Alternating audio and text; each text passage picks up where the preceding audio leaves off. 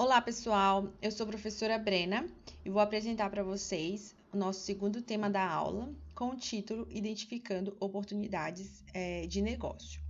Essa aula de hoje é para que vocês utilizem a ideia inicial de vocês em relação ao novo empreendimento e comecem a avaliar quais que são os objetivos que vocês vão atacar, quais que são os objetivos que vocês tinham pensado que seriam interessantes, mas que vocês, por meio dessa avaliação, verificaram que os concorrentes já fazem, que às vezes o mercado não tem necessidade desse negócio. Enfim, o objetivo da aula de hoje é que vocês avaliem realmente quais que são, o que é interessante que vocês tenham no seu negócio e o que de repente não é interessante vocês terem por razões de que às vezes já tem muita concorrência que já faz ou que não é interessante diante de uma pesquisa de mercado. Podemos citar alguns objetivos para que busquemos novas oportunidades, como a necessidade de crescimento, a existência de gaps, que são espaços ou lacunas não preenchidas no mercado, a necessidade de melhorar uma performance financeira, a necessidade de conquistar novos clientes através de novos produtos e necessidade de inovação. O que a gente pode entender como escopo do nosso produto ou serviço? Explicar e detalhar qual que é a função desse produto ou desse serviço, definir as especificações técnicas esperadas para esse produto ou serviço e também definir quais são os recursos necessários para que esse produto ou serviço funcione.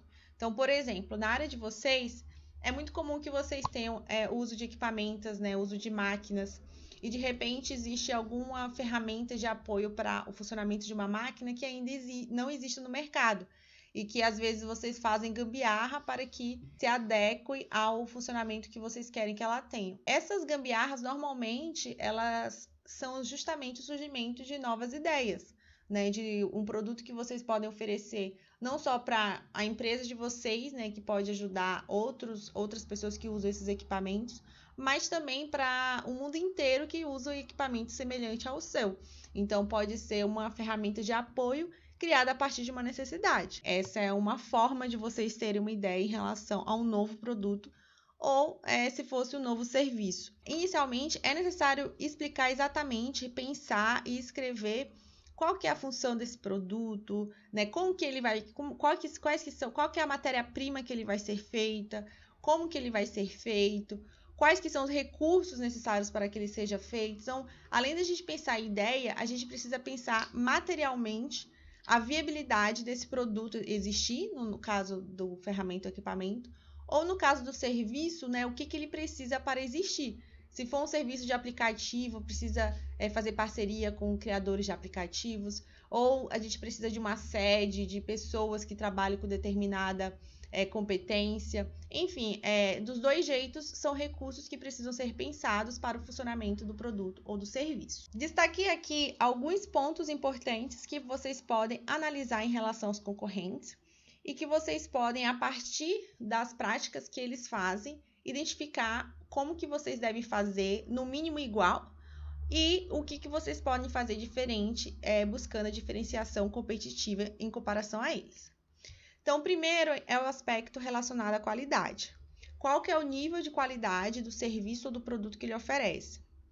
Qualidade a gente pode compreender como atendimento às necessidades dos clientes, quando a gente avalia a análise do consumidor, mas como técnicos, a gente também avalia a qualidade em termos de desempenho que o produto oferece, de desempenho do serviço, ou seja, notas boas que o serviço vai ter, ou como instrumentos de medição, por exemplo, a gente pode analisar a qualidade em comparação a termos pouca variação desse produto ou desse serviço em comparação a outros produtos ou serviços semelhantes. Então, a variabilidade ela é oposta à qualidade. Então, como técnicos, por exemplo, se vocês vão oferecer um serviço de manutenção, o seu serviço ele tem que ter padrões parecidos em todas as empresas que vocês fazem manutenção.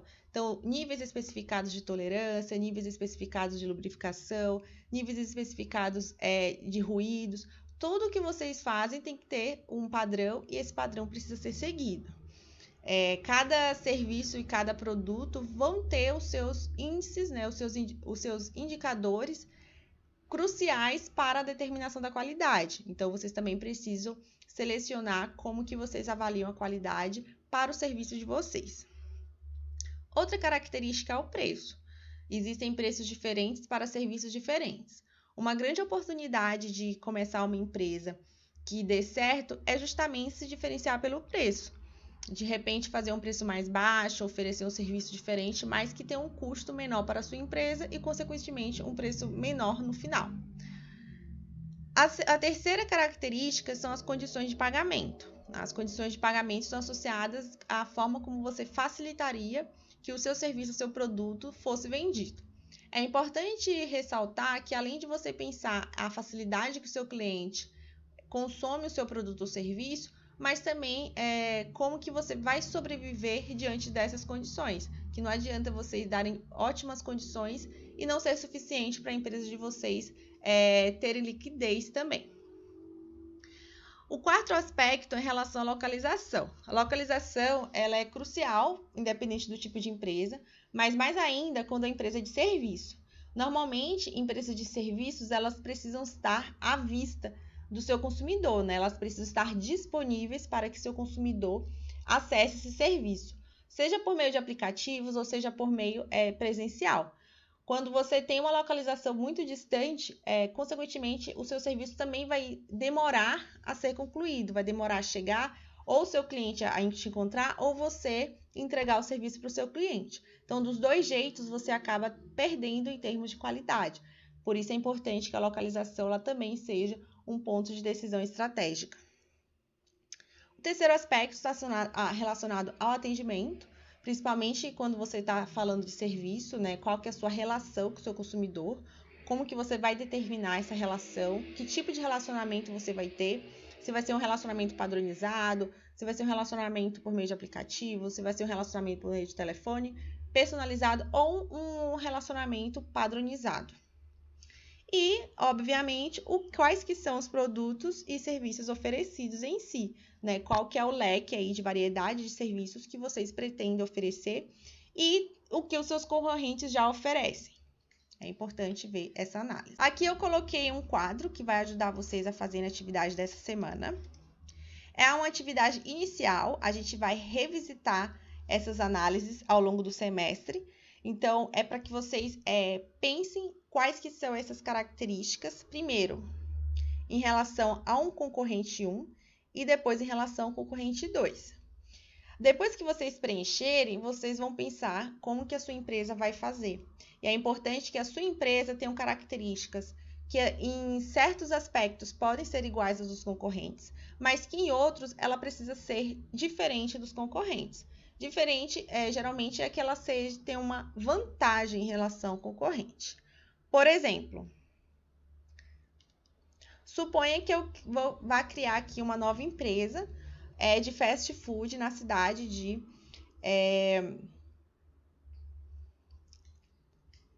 Por exemplo, suponha que eu vou criar uma nova empresa de fast food na cidade de Itapetininga.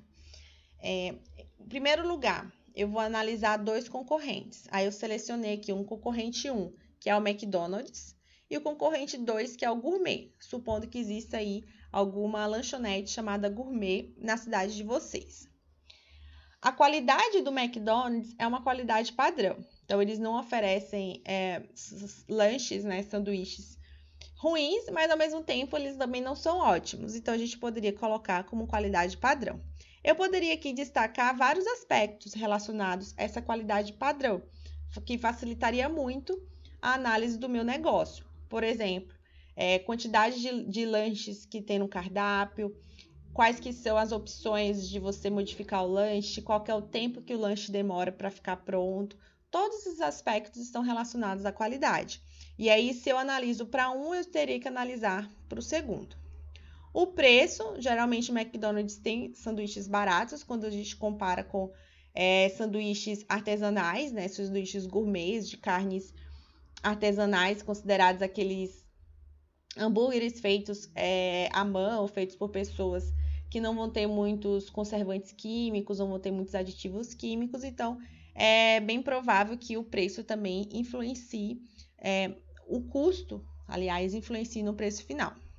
As condições de pagamento, geralmente elas são à vista, cartões de crédito ou de débito, e o mesmo para o gourmet. Os McDonald's normalmente ou estão localizados nas regiões centrais das cidades, próximos a locais onde as pessoas possam ter fácil acesso ao restaurante. Não, então, você não é um restaurante que vai ficar em lugares muito nobres. Você vai encontrar eles em praças de alimentações de shopping, rodovia, se a rodovia ela for uma rodovia muito movimentada. Mas ele sempre vai estar localizado em locais de grandes movimentos, porque o objetivo do McDonald's é vender em grande quantidade. Já o gourmet, não. O gourmet ele vai ter restrições de funcionamento, vai funcionar somente à noite, ele vai ficar localizado em regiões que podem ser nobres, regiões que o restaurante em si ele vai ser arquitetado com aquele design de restaurante mais sofisticado, né, para atender outro público. O atendimento é padronizado no McDonald's, já no gourmet ele é um atendimento mais personalizado, no qual você pode escolher a carne que você quer, o pão que você quer, você pode escolher o recheio inteiro que você coloca no seu lanche. O serviço é básico, né, de pegar o pedido e fazer. E quando você tem algum problema com o sanduíche do McDonald's, geralmente eles trocam por um novo. Já no gourmet, além de trocar por um novo, eles vão te dar brindes. Então, você vai ganhar mais um, você vai ganhar um acompanhamento, você vai ganhar uma sobremesa. E aí, vocês vão ter essas diferenças. Eu coloquei aqui um exemplo. A partir dessas características, como que eu definiria a minha empresa? Então, por exemplo, a minha qualidade, ela poderia ser intermediária entre o McDonald's e o padrão. E aí, eu explicaria exatamente como isso vai funcionar. Agora, em contrapartida, as condições de pagamento, eu não tenho muitas opções. Se eu começar a oferecer cartões parcelamento ou pagar no outro dia, por exemplo, eu posso ter um problema para sustentar a minha empresa. Nesse aspecto, não compensa muito eu ser diferente do meu concorrente. Basta que eu seja igual. Eu também não posso não ter um cartão na minha empresa, porque isso dificulta muito a venda do meu serviço. E aí eu vou analisando, né, quais desses aspectos eu quero me diferenciar dos meus concorrentes e por que eu quero me diferenciar, e quais aspectos eu vou ficar, no mínimo, igual aos meus concorrentes. Para a atividade da semana que vem, né, que vocês vão começar a fazer hoje, e o prazo é para entregar semana que vem, vocês deverão apresentar uma análise igual a essa tabela, vocês podem copiar essa tabela. Vocês deverão pesquisar 2 principais concorrentes da empresa de vocês, avaliar os pontos fortes e fracos desses concorrentes de acordo com aqueles parâmetros que já estão na tabela, qualidade, preço, condições de pagamentos e etc.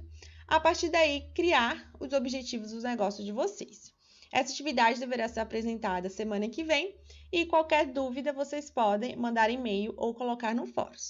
Bom, a aula de hoje chegou ao fim. Até semana que vem, pessoal!